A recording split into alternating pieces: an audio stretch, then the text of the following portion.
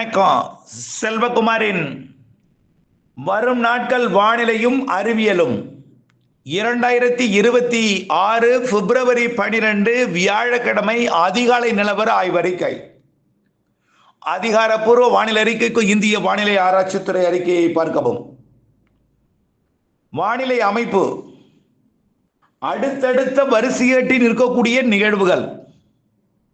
இன்றைய தேதியில 13, 14, 15 இலங்கைக்கு 12, 13, 14 தேதிகளில் மழைப்பொழிவை கொடுக்கக்கூடிய நிகழ்வு இலங்கைக்கு தென்கிழக்கு புறம் வந்தடைந்திருக்கிறது. 18, 19 தேதிகளில் எதிர்பார்த்த நிகழ்வு சுமத்ரா தீவு அருகே நீடித்துக் கொண்டிருக்கிறது. 23 அதாவது மாத இறுதி வாரம் எதிர்பார்க்கக்கூடிய நிகழ்வு தற்பொழுது தாய்லாந்து வளைகுடாவிலே நீடித்துக் கொண்டிருக்கிறது. அதற்கு அடுத்தபடியாக மார்ச்சிலே எதிர்பார்க்கக்கூடிய நிகழ்வு பசிபிக் பெருங்கடல் மற்றும் தென்சீன கடற்பகுதியில் நீடித்துக் கொண்டிருக்கிறது. இப்படி அதற்கும் தாண்டி பசிபிக் பெருங்கடல்ல பிலிப்பைன்ஸிற்கு கிழக்கேயும் நிகழ்வுகள் நிற்கிறது. ஆக அடுத்தடுத்த நிகழ்வுகள் மேற்கு நோக்கி வர இருக்கிறது. இதுல இடைவெளியும் இருக்கும், மழையும் இருக்கும். சில நிகழ்வுகள் ஒன்றிணைந்தும் வரும், சில நிகழ்வுகள் தனியாக வந்து லேசான மழைப்பொழிவையும் கொடுக்கும். ஒன்றிணைந்து வந்தால் தீவிரமடையும். தனித்தனியாக வரும் பொழுது இலங்கை மற்றும் தமிழ்நாட்டின் கரையை ஒட்டிய பகுதிகளுக்கு மட்டும் மழைப்பொழிவை கொடுக்கும். அதன் அடிப்படையில் இன்று வந்திருக்கக்கூடிய நிகழ்வு இலங்கைக்கு தென்கிழக்கு புறத்தில் நிலநடுக்கோட்டு இந்திய பெருங்கடலில் நீடிக்கக்கூடிய நிகழ்வு வட இந்திய குளிரலையை இமயமலை ஒட்டிய மாநிலங்கள் வழியாக மேற்கு வங்கம், வங்கதேசம் வழியாக வங்கக்கடலுக்குள் இறக்கி கொண்டு வந்து நிலநடுக்கோட்டு பகுதியை நோக்கி ஈர்த்து கொண்டிருக்கிறது குளிரலையை, குளிர் காற்றை. அதே போல மியான்மர் பகுதியில் இருந்தும் வடகிழக்கு காற்றை மியான்மரில் இருந்து ஈர்க்கிறது. அதாவது எந்த ஒரு நிகழ்வு இருந்தாலும் சுற்றுப்புற காற்றை ஈர்க்கும். தமிழ்நாட்டுக்குள் வருவது இந்த காற்று ஈர்ப்பதன் காரணமாக குளிர்காற்று. இந்த குளிர்காற்று வருகை காரணமாக இந்த குளிர்காற்று தமிழ்நாட்டின் கடலோர மாவட்டங்கள் வழியாக பயணிக்கிற காரணத்தினாலே குளிர் நிலவுகிறது. உயரழுத்தம் இருந்தால் மேலிருந்து இறக்கக்கூடிய அந்த குளிர்காற்றையும் இந்த குளிர்காற்றும் இணைந்து மூடுபனியாக மாறும். ஆனால் இப்பொழுது ஒரு சில மாவட்டங்களில் இருக்கக்கூடிய வெப்பநிலையை வைத்து இந்த குளிர்காற்று மேகமூட்டத்தை ஏற்படுத்துகிறது. அதாவது வடகிழக்கிலிருந்து வரக்கூடிய, மியான்மரிலிருந்து வரக்கூடிய காற்று கொஞ்சம் குளிர் இருக்கும், வலுவான குளிர் இல்லை. ஆனால் இமயமலையிலிருந்து வரக்கூடியது முற்றிலுமான குளிர் காற்று. ஆக தமிழ்நாட்டின் தரைப்பகுதிகளில் ஆங்காங்கே குளிரும், ஆங்காங்கே லேசான மூடுபனியும், ஆங்காங்கே மேகமூட்ட வானிலையும் தற்பொழுது நிகழ்வதற்கு காரணம் மலையில் இருக்கக்கூடிய உயரம், குட்டை, கிழக்கு தொடர்ச்சி மலையோட காற்றோட தடுப்பு, இவையெல்லாம் இயற்கை அமைப்பை மாற்றி அமைக்கும். ஆக வடக்கிலிருந்து வரக்கூடிய குளிர்காற்றை தடுப்பது கிழக்கு பக்கம், அதாவது கிழக்கு தொடர்ச்சி மலையோட கிழக்கு பக்கம். அப்போ மேற்கு பக்கம் எப்படி இருக்கும்?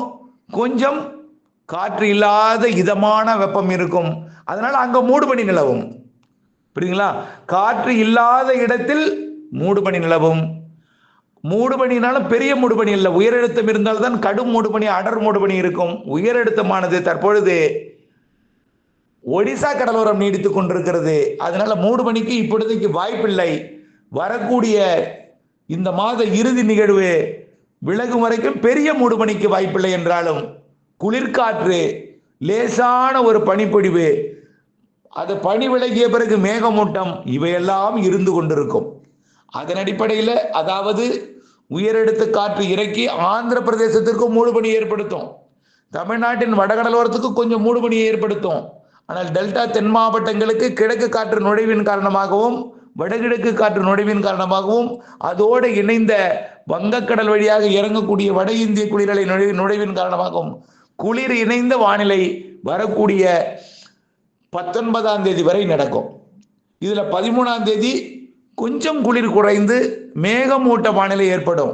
கிழக்கு காற்று நுழையும்.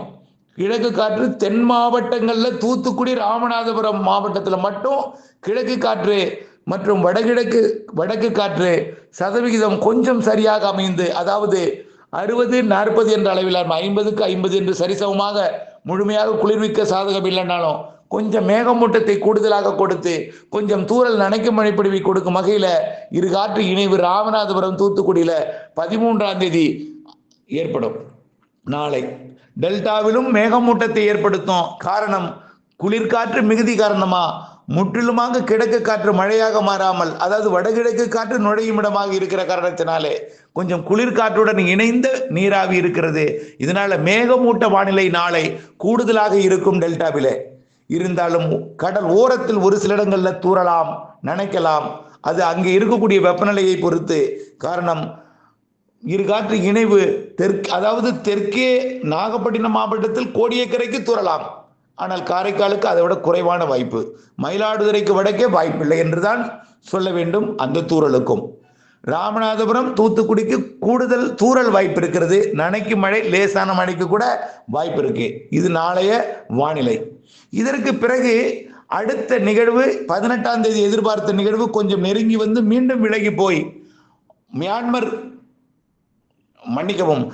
சுமத்ரா தீவு அருகே வரக்கூடிய அடுத்த நிகழ்வோட இணைந்து கொண்டு ஒரு காற்று சுழற்சியாக தீவிரமடைந்து கொண்டு இந்த இப்ப 13, 14 நிகழ்வும் 18ஆம் தேதி நிகழ்வும் இணைந்து ஒரு காற்று சுழற்சியாக மாறி 20ஆம் தேதியிலிருந்து தமிழ்நாட்டிற்கு மழை தூறல் வானிலை, நனைக்கும் மழை வானிலையை கொடுக்க தொடங்கும்.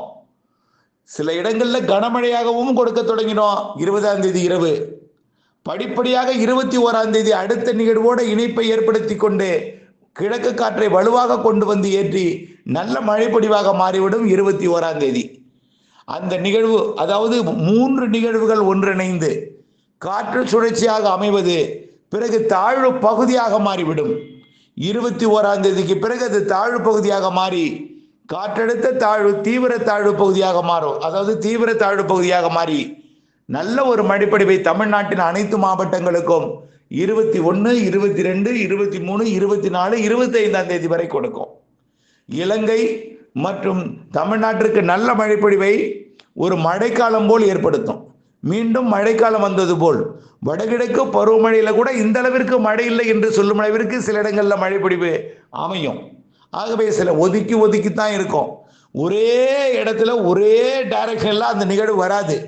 ஒரு நாள் காற்று சுழற்சி, திடீர்னு தாழ்வு பகுதி, திடீர்னு தீவிர தாழ்வு பகுதி, கரையை நெருங்கும் போது மீண்டும் தாழ்வு பகுதி, மீண்டும் காற்று சுழற்சி, இப்படி தீவிரமடைவதும் செயலிழப்பதுமாக இருக்கும். இலங்கை வரும்பொழுது ஒரு அமைப்பு, தமிழ்நாடு நெருங்கும் போது ஒரு அமைப்பு, பிறகு அது தெற்கு நோக்கியோ மேற்கு நோக்கியோ நகரும் போது ஒரு அமைப்பு.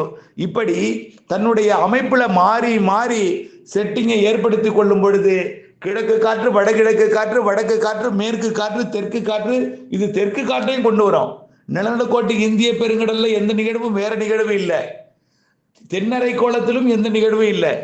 ஆஸ்திரேலியாவில் ஒரு நிகழ்வு உருவாகி இருக்கிற காரணத்தினாலே அதை நோக்கி காற்று திரும்பி இருக்கும். வடமேற்கு ஆஸ்திரேலிய பகுதியில் ஒரு தீவிர புயல் ஒன்று உருவாகி ஒட்டுமொத்த தென்னரைக்கோள காற்றை திருப்பி வைத்திருக்கும். இதன் காரணமாக நிலநடுக்கோட்டு இந்திய பெருங்கடல் காற்று முழுமையாக இந்த நிகழ்விற்கு வந்து நீராவியை கொண்டு வந்து ஏற்றி நல்லதொரு மழை பொழிவை கொடுக்க போகிறது. ஆக வழக்கமாக கிழக்கு காற்று மட்டும்தான் வரும். ஆனால் வரக்கூடிய 20ஆம் தேதியிலிருந்து 27ஆம் தேதி வரை வரக்கூடிய அந்த இணைந்த நிகழ்வுகளுக்கு தெற்கு காற்றும், தென்கிழக்கு காற்றும், கிழக்கு காற்றும் வரும். இடையிடையே குமரிக்கடல் சுற்றி கொண்ட அரபிக்கடல் காற்றும் வரும். அரபிக்கடல் காற்று ஓமன், ஏமன் அருகே கடலில் இறங்கும் பொழுது அது குளிர்காற்று. மாலத்தீவு மற்றும் லட்சத்தீவு இடைப்பட்ட பகுதிக்கு வரும் பொழுது வெப்பமடையும். பிறகு குமரிக்கடல் மற்றும் நிலநடுக்கோட்டு இந்திய பெருங்கடலில் பயணிக்கும் போது நீராவி எடுத்து கொண்டு வரும்.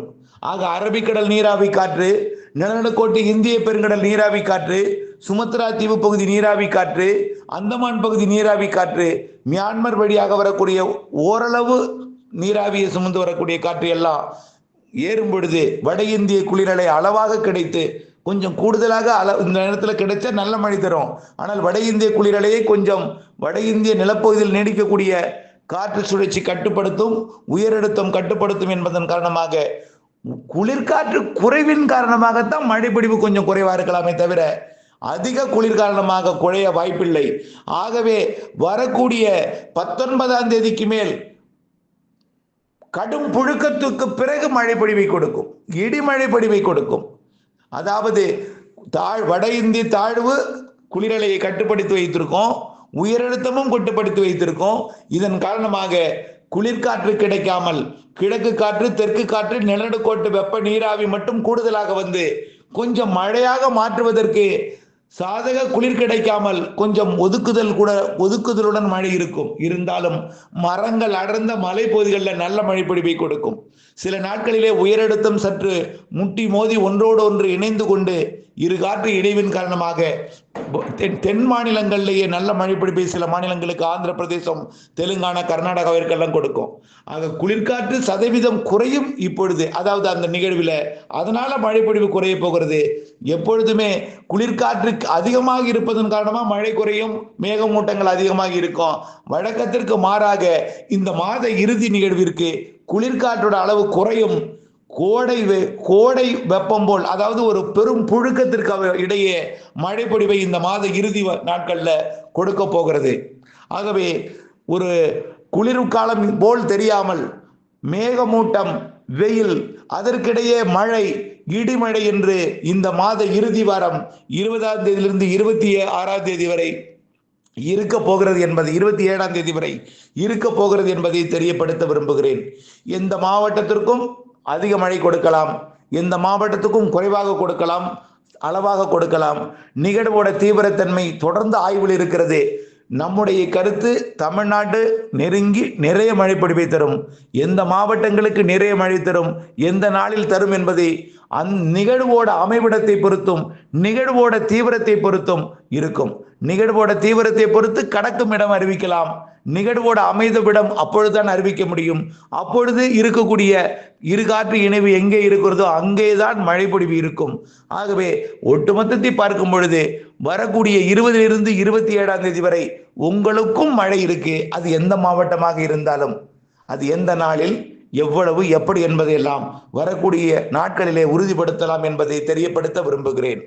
இணைந்தே இருங்கள் அப்டேட்ஸுடன். நன்றி.